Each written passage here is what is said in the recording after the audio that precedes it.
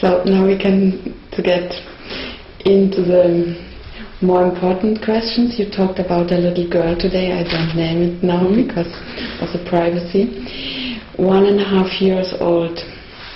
My very first question was, why gets a 1.5-year-old child cancer?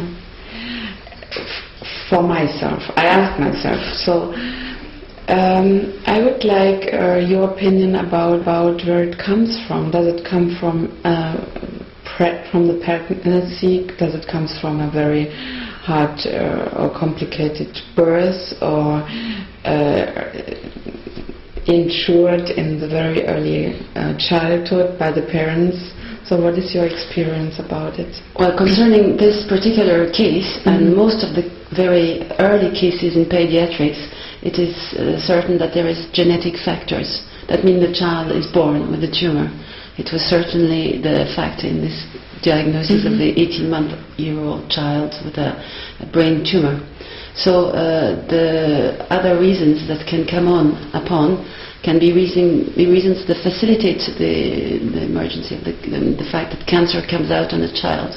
That can be, of course, emotional. It can be all sorts of family history that comes out.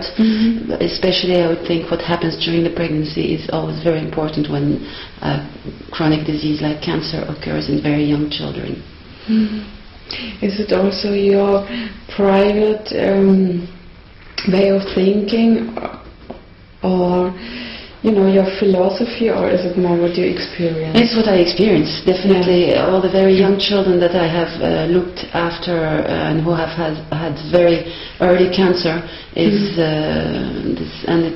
it's my own experience, but it's confirmed by other people who practice pediatrics.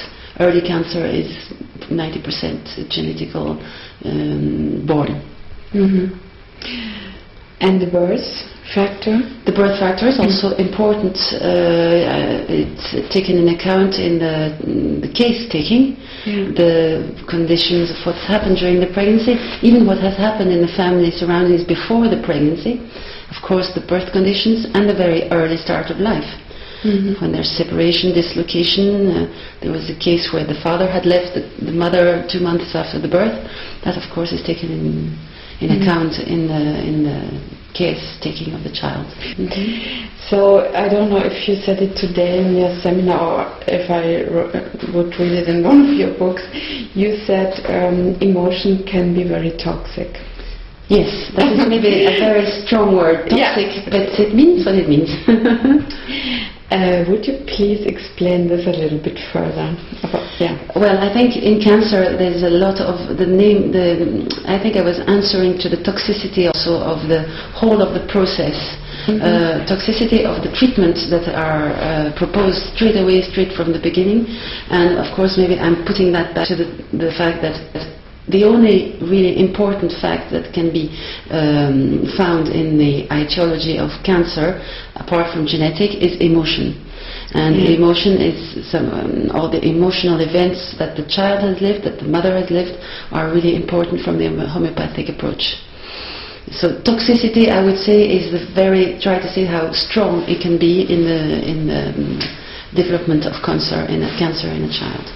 I think it is separation, a father that leaves the mother 2 months after the birth, that's what I call toxicity. It's something very, very violent.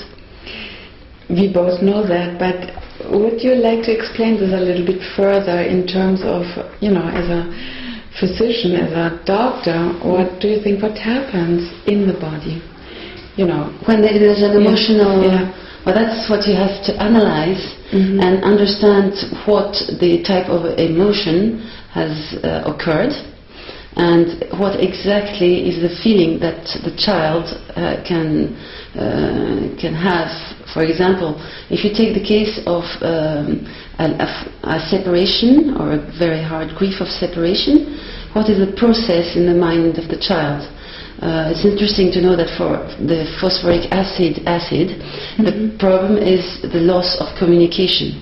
This is the deep meaning of the suffering of the separation. Loss of communication. It's one way to understand what has happened because of the separation. That's a good example to show you what is the process of the suffering of the child. But,